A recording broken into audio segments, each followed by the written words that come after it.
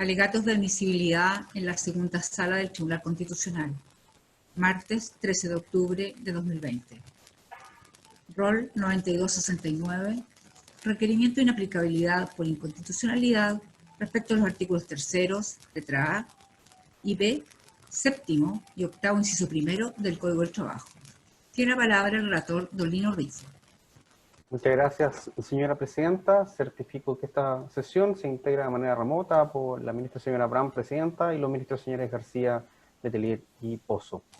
Por resolución de la segunda sala de esta magistratura constitucional, de fecha 6 de octubre del presente año, se llamó a las partes a alegar en autos para resolver acerca de la admisibilidad del requerimiento de inaplicabilidad presentado. Comenta la requerente que se ha presentado en su contra una demanda colectiva por 18 prestadores de servicios a honorarios, en la cual solicitan el reconocimiento de una relación laboral, la nulidad del contrato a honorarios y condena al pago de cotizaciones. Actualmente se encuentra pendiente de realización una audiencia de juicio oral, fijada originalmente para el 15 de mayo del año 2020 y luego reagendada para el 22 de septiembre. Sostiene que en la especie se cumplen requisitos para declarar la admisibilidad del requerimiento incoado al no verificarse causales de inadmisibilidad de aquellas contempladas en la normativa orgánica de esta magistratura. Así, en particular, estima fundado el libelo en torno a la estructuración argumentativa de un conflicto constitucional. Se cuestionan en la especie los artículos 3º, letras A y B, 7º y 8º del Código del Trabajo, que contemplan las definiciones de empleador, trabajador, contrato individual de trabajo, como así también la regla de que toda prestación de servicios en subordinación y dependencia hace presumir la existencia de un contrato de trabajo, estimando ella que con motivo de su aplicación se infringen no solamente los artículos 6º y 7º de la Carta Fundamental, como se suele argumentar en requerimientos análogos, sino que también los artículos 19, numeral segundo, 38, 63, numeral segundo, 14, 65 y 100 de la Constitución. Expone así que se infringe el principio de juridicidad y legalidad del gasto, en cuanto mediante la aplicación de tales normas se le reconocen facultades de contratación que en realidad no tiene. Destaca así que el artículo 100 de la Constitución establece que las tesorerías del Estado solo pagan mediante resolución fundada en la ley o la parte del presupuesto que autorice tal gasto, por lo que cualquier pago fuera de tales supuestos, como se pretende en la especie, resulta inadmisible constitucionalmente. Es infringido igualmente el artículo 19, numeral segundo de la Constitución a su juicio. Estima que la creación de un nuevo estamento de personas contratadas bajo régimen laboral generará una diferencia de trato en relación a los restantes funcionarios de la Agencia Nacional de Investigación y Desarrollo. Argumenta igualmente la existencia de una infracción al artículo 38 de la Constitución. Ello en cuanto estima que la configuración de una planta paralela con motivo de una sentencia que acoge las pretensiones de las demandantes vulnerará la carrera funcionaria. Y por último, argumenta que acaece en autos una vulneración a la reserva legal, infringiéndose los artículos 63, numeral segundo, 14, 65, inciso primero y cuarto, numeral segundo y cuarto de la Constitución. Ello pues se procedería a la ampliación de la dotación de un servicio público mediante la creación de cargos estables e indefinidos servidos al amparo del Código del Trabajo, lo que sería solo posible mediante la dictación de una ley cuya iniciativa corresponde al Poder Ejecutivo. Ha sido evacuado o traslado por la parte demandante la gestión judicial pendiente invocada, según consta a FOGA 136, solicitando la inadmisibilidad del requerimiento de autos en base a las causales de los artículos 84, numeral quinto y sexto de nuestra normativa orgánica constitucional.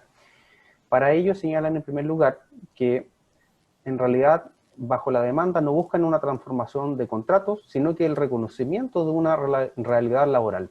Y ha sido la requerente quien ha vulnerado la legislación mediante contrataciones aparentemente de honorarios. Sostiene así que entonces la discusión es sobre la aplicación de la normativa laboral a trabajadores a honorarios, no incidiendo para ello los artículos en cuestión. A su vez, sostiene que el requerimiento no está suficientemente fundado, existiendo contradicciones en el mismo. Ello pues, la requerente afirma que no puede contratar bajo la normativa del Código del Trabajo, pero es justamente aquello lo que ha sucedido en la realidad. Por lo tanto, estima que existiendo contradicciones en ello, no existe una suficiente plausibilidad en la argumentación planteada en el requerimiento de autos. ¿Es todo cuanto se puede señalar, señora presidenta? Gracias. Por la requerente, y hasta por 10 minutos, tiene la palabra don Jorge Escobar. Gracias. Con la venia de su señoría excelentísima, alego en estos autos en representación de la Agencia Nacional de Investigación y Desarrollo ANID, solicitando que nuestro requerimiento de inaplicabilidad por inconstitucionalidad sea declarado admisible y consecuencialmente se rechacen los argumentos expuestos por la parte contraria en orden a precisamente pedir que sea declarado inadmisible en esta fase procesal. Señoría excelentísima, mi exposición procuraré ser lo más breve y conciso posible. Va a constar fundamentalmente de las siguientes partes. Primero me voy a referir al escrito de la parte contraria.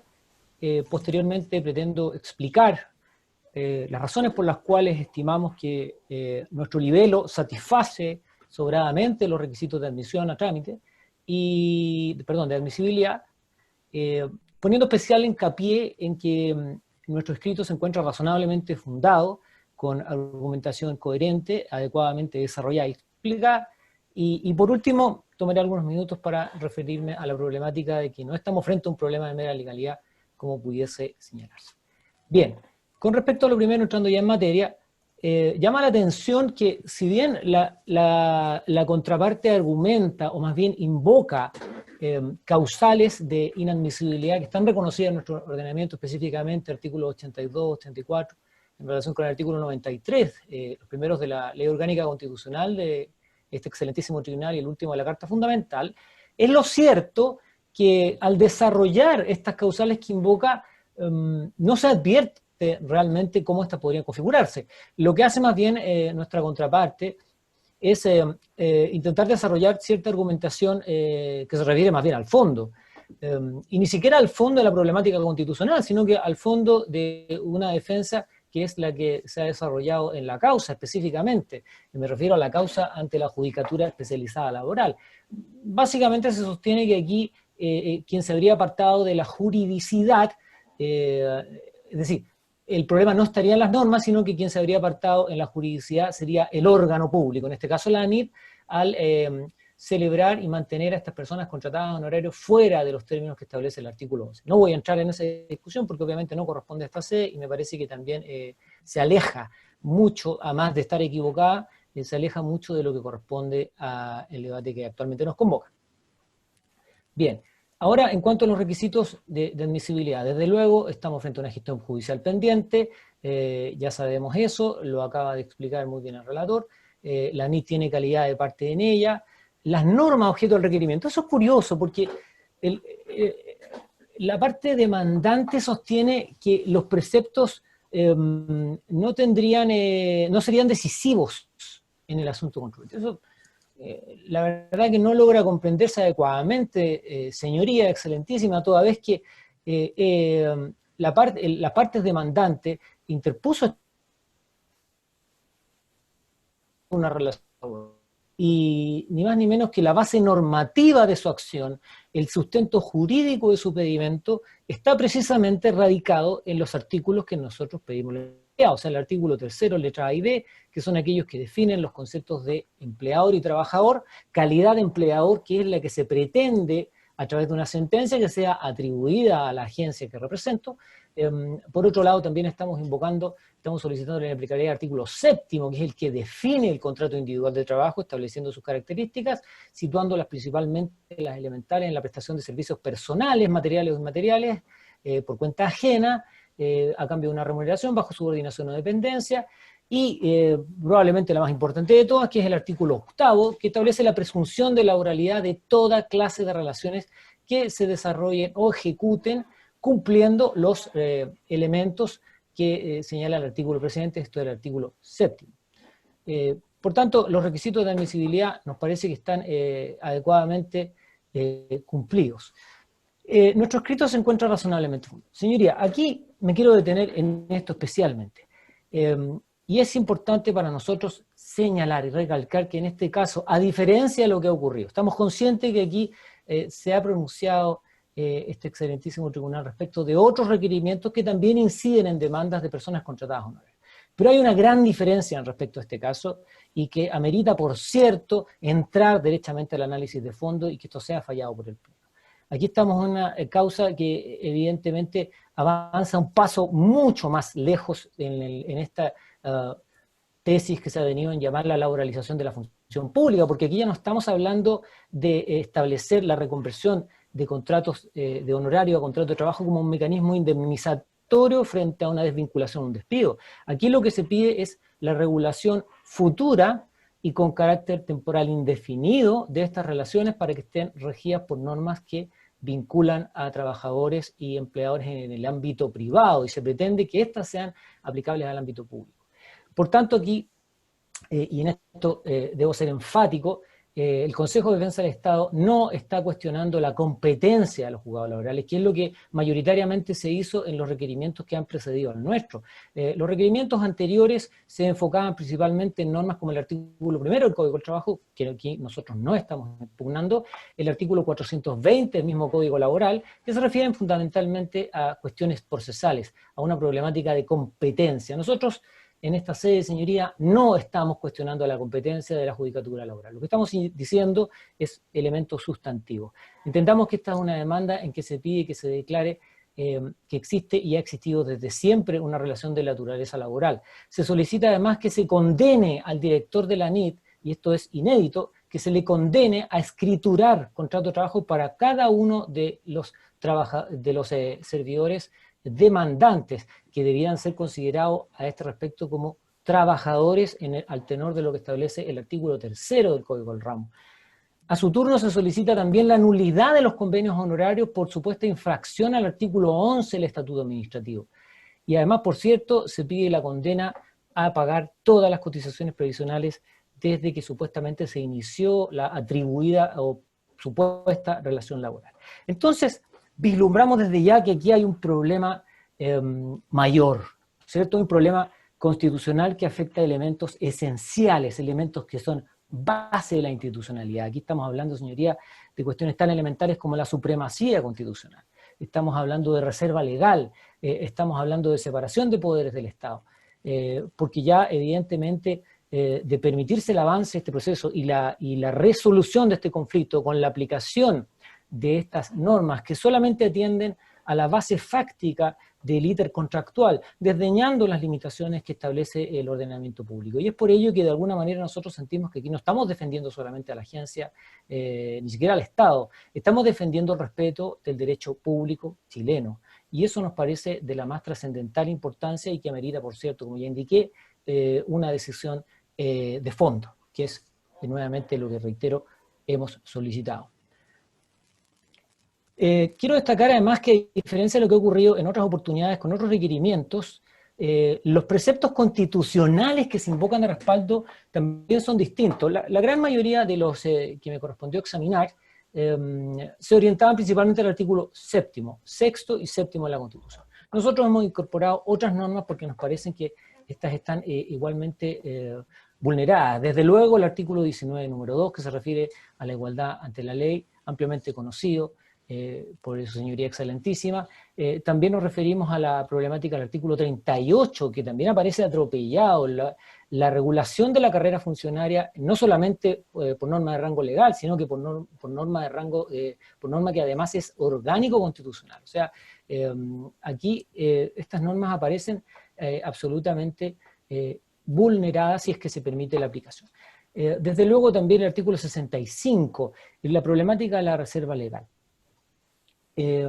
Mucho se ha discutido si la función pública debe tener una regulación, me refiero en doctrina, principalmente en el extranjero. Se discute si la función pública ha de regularse de una manera distinta en lo que se refiere a la relación de prestación de servicios personales en el ámbito privado. Si es razonable, necesario y más bien conveniente que existan dos sistemas tan distintos, tan disímiles, como también se ha establecido en por este mismo excelentísimo tribunal. Recuerdo el fallo La Calera, el caso de La Calera, que está citado en nuestro requerimiento, que fue probablemente el primero que se pronunció respecto sobre la aplicación de la tutela laboral. Ahí se hizo especial hincapié en estas diferencias.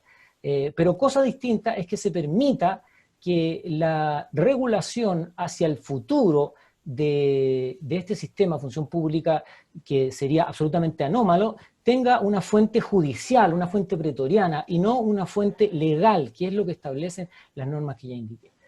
Desde luego también se produciría una vulneración del principio de legalidad presupuestaria, que está contemplado en el artículo 100 Sabemos, conforme a esta norma, que se establece un axioma, una premisa elemental, que todo gasto, toda erogación, todo compromiso de fondos estatales tiene que tener un correlato, un respaldo en la ley de presupuesto.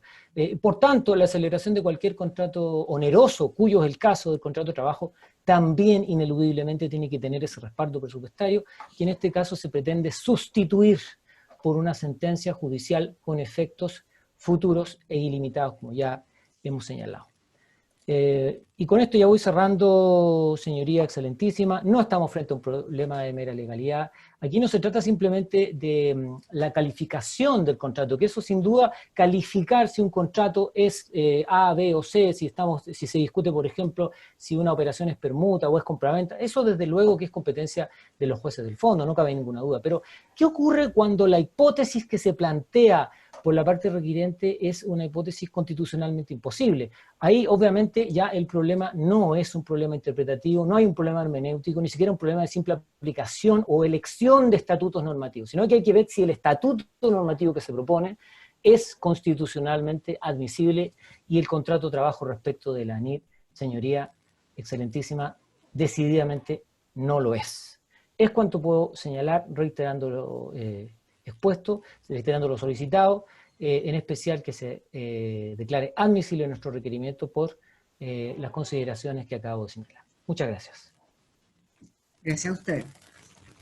Por la parte requerida de Mireya González Lara y otros, y hasta por 10 minutos, tiene la palabra don Juan Carlos Espinosa. Muchas gracias.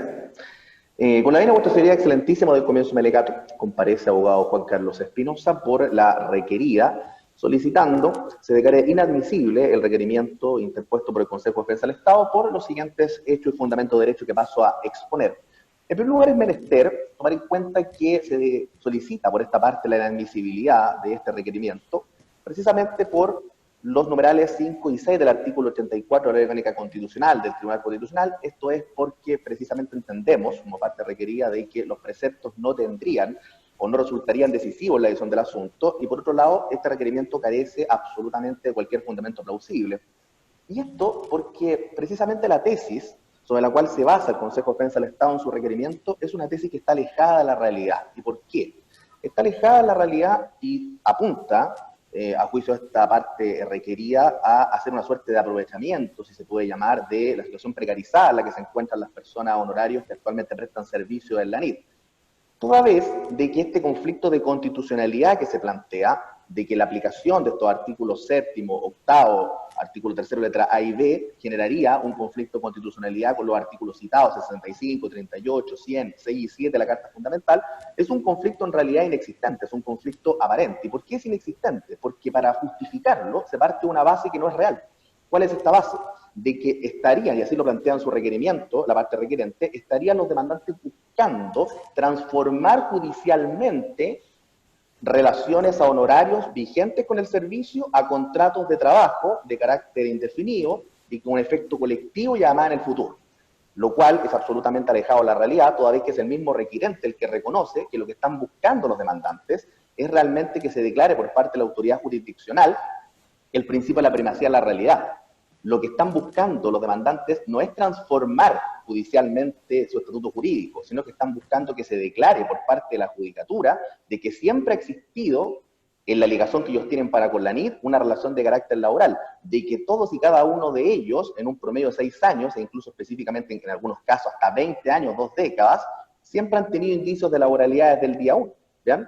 Por tanto, lo que intenta, de cierta manera, el Consejo de Defensa del Estado con esta interpretación es buscar instalar, ante vuestra señoría excelentísima, de que existe una intención de crear un nuevo estatuto jurídico, lo cual no sería posible por mandato constitucional, porque debe existir una ley expresa, y por lo tanto los demandantes lo que querríamos entonces sería ahorrarnos el debate parlamentario, y por lo tanto buscar a través de un atajo que sería esta salida jurisdiccional un nuevo estatuto jurídico, ¿bien?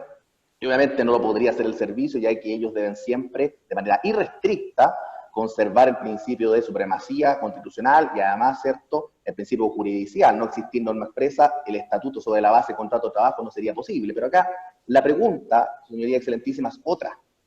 ¿Por qué, si de forma restricta el servicio tiene que respetar tanto la Constitución como las leyes, y el artículo 11º del Estatuto Administrativo establece que para contratar sobre la base de honorarios tienen que ser personas de manera esporádica, y además para servicios que no sean críticos o propios del servicio, tiene a personas incluso hasta por 20 años prestando ininterrumpidamente labores, servicios, con correo institucional, con credenciales de entrada, 44 horas semanales en el mismo lugar, con labores que son establecidas por su jefatura, con jefatura directa que evalúa estas labores. Entonces acá la pregunta es, ¿quién está incurriendo en una vulneración supina, clara, permanente del principio de legalidad y supremacía constitucional? Evidentemente que a juicio de esta parte requerida, el que está haciendo esta vulneración de manera permanente y constante es la parte requerente. Por lo tanto, evidentemente queda develada cuál es la intención de la parte requerente. Y lo que se desea por la parte requerente es lo siguiente: como no sería posible por mandato constitucional el poder celebrar cierto contrato sobre la base del Código del Trabajo, se interpone este requerimiento desconociendo que en la práctica existe una presunción suficientemente fundada, ¿cierto? Y ya establecida, ¿cierto? Y conocida por vuestra señoría excelentísima, de que en realidad en la práctica la situación es distinta y cada una de las personas que están supuestamente sobre la base de honorarios en realidad cumplen con todos los requisitos del artículo 7º del Código del Trabajo. Por lo tanto, lo que se está buscando con esto no es más que cercenar, no es más que obstar la posibilidad legítima y absoluta que tienen los demandantes de poder buscar que la autoridad jurisdiccional devele lo que en la realidad sucede. Y eso sí tendría un efecto inconstitucional total, porque vulneraría el derecho de petición, el derecho a poder solicitar respetuosamente a la autoridad jurisdiccional que se pronuncie respecto a un conflicto de carácter jurisdiccional. Es por eso entonces que entendemos de que aquí podríamos llegar incluso a una situación de hasta un absurdo jurídico, si me lo permite, vuestra señoría excelentísima, porque podría pasar de que quizás este requerimiento sea de grado admisible y a la postre incluso sea acogido, y podría suceder que así se obste entonces la posibilidad que tendrían los demandantes de poder buscar la resolución jurisdiccional, y en la práctica se mantiene permanente esta situación de vulneración, de que las personas están sujetas a contratos honorarios que en realidad podrían, y existe la presunción fundada, repito, ser contratos de carácter laboral. Por tanto, entendemos de que acá no se ha señalado ningún efecto inconstitucional por parte del requerente, más allá del efecto inconstitucional que tiene que eventualmente haya pasado por alto la norma durante todo este tiempo, porque hay que recordar que esta es una acción meramente declarativa. ¿Vean? Se está buscando no aplicar el artículo 7º, 8º del Código del Trabajo, se está buscando determinar si este en la práctica ya ha sido aplicado por el servicio y volver las cosas al Estado de Derecho. De hecho, la única manera de volver al Estado de Derecho es precisamente que la autoridad jurisdiccional pueda pronunciarse respecto a esta situación. Por lo tanto, la interposición de esta acción de inaplicabilidad por parte del requerente desnaturaliza la acción de inaplicabilidad misma, porque la acción de inaplicabilidad tiene por objetivo que un determinado precepto no sea aplicable a una materia en cuestión porque podría tener fines inconstitucionales. No tiene por objeto que se interprete la normativa con el objeto de eventualmente encubrir un exceso en la competencia por parte del servicio, que es lo que está pasando acá. Por lo tanto, entendemos de que realmente no existe, no resulta decisiva la norma en la decisión del asunto, ya que no estamos buscando, repito, que se apliquen estos artículos 7 y 8, sino que estamos buscando que se declare que ya han tenido lugar, que es una acción meramente declarativa. Y por otro lado, no podemos entender como plausible, como lógico, el argumentar que por mandato constitucional no es posible realizar una conducta, cuando en la práctica la conducta ya se realiza. Eso adolece de absoluta lógica, plausibilidad. Además, por último, con esto termino, señoría excelentísima, llama la atención que esta es una acción que fue interpuesta en febrero del año 2019, y ha señalado recién la parte requerente de que esto es un problema mayor, que tiene una base constitucional, que es distinto a otros requerimientos que se han interpuesto, cosa que controvertimos, porque en rigor busca lo mismo, que la judicatura laboral no conozca de esto, y los demandantes se queden sin la posibilidad de interponer la acción, busca lo mismo en la práctica. Pero pese a que el problema es mayor, de marca mayor, de base constitucional, se demoraron 2 años casi en interponer un requerimiento de inaplicabilidad por inconstitucionalidad, siendo que hemos asistido a ambas partes, el abogado aquí presente inclusive, a audiencias de juicio en donde, por requerimiento incluso del mismo Consejo de Defensa del Estado, se ha señalado que por favor suspendamos con el objetivo de poder llegar a algún tipo de acuerdo, y ahora se interpone la acción de inaplicabilidad. A nosotros la verdad nos parece, con el permiso de vuestra señoría excelentísima, que más bien esto corresponde a una suerte de jugada de carácter de litigación, más que una real preocupación por la normativa constitucional. Por eso solicitamos que se declare inadmisible por la falta de plausibilidad y por no resultar decisiva la norma impugnada en el caso en cuestión. Es todo cuanto puedo decir, su señoría excelentísima. Gracias. Los ministros tienen preguntas a los señores abogados. Ministro García. Sí. Una pregunta por su intermedio, Presidenta. A ambas partes, en el caso de ser declarado, quiero ver la hipótesis de qué resultaría de la inaplicabilidad. Pregunto, ¿qué relación laboral existe o existiría si se declara inaplicable este precepto en relación a estos trabajadores con la ANIT?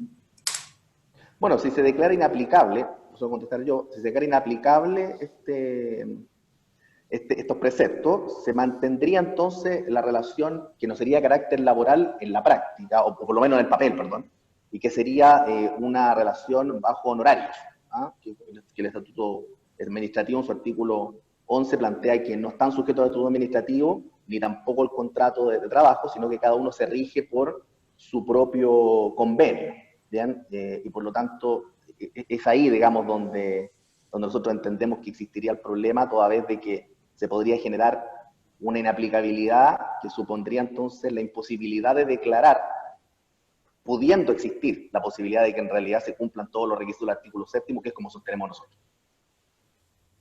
Abogado Escobar, ¿quiere agregar algo a esa pregunta? Sí, señora Presidenta, por su intermedio, muchas gracias, agradezco la pregunta. Me parece muy pertinente y muy relevante responder esa inquietud, porque efectivamente, señoría excelentísima, si se acoge nuestra inaplicabilidad, lo único que va a ocurrir es que no va a poder efectuarse esta reconversión, porque eso es finalmente, si eso se está pidiendo, si puede decir que no, pero lo cierto es que está pidiendo que se reconviertan lo que hoy día son, si además está pidiendo incluso una nulidad, o sea, está pidiendo que se reconvierta. Eso quedaría fuera del proceso.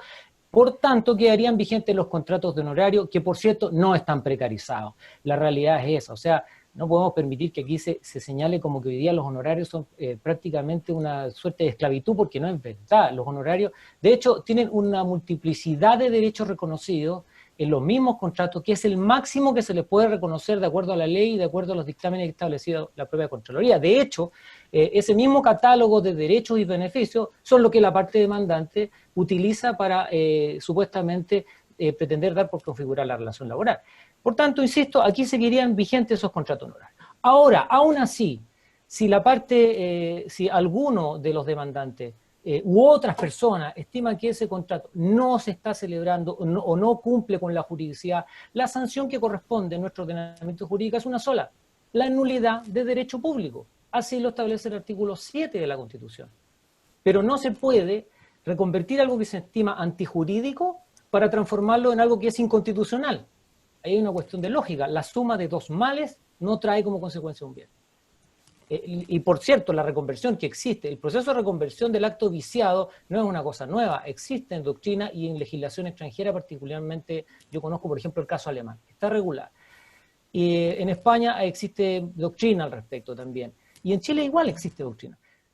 Pero lo básico para poder hacer esa reconversión es que el acto viciado y aquel a cual se reconvierte sean lícitos, sean jurídicamente posibles, pero no se puede reconvertir un acto que se estima viciado en otro que es constitucionalmente imposible. Por tanto, si la premisa elemental es que no puede haber contrato de trabajo, porque no podía haberlo antes, no puede haberlo ahora, no hay ninguna norma que lo permita, entonces esa reconversión se encuentra con un obstáculo que es precisamente la Carta Fundamental, que es lo que nosotros solicitamos que se respalde. Y si, insisto, y si alguien se estima afectado, bueno, puede presentar una demanda de nulidad de derecho público, puede reclamar indemnizaciones de perjuicio, no queda en el desamparo. Pero pretender esta reconversión es lo que atenta contra la Carta Política. Insistimos en ese punto, señoría excelentísima. Gracias, espero haber aclarado la duda. Gracias. Ministros, ¿alguna pregunta adicional? No habiendo más preguntas, ha terminado los alegatos de admisibilidad. Muchas gracias.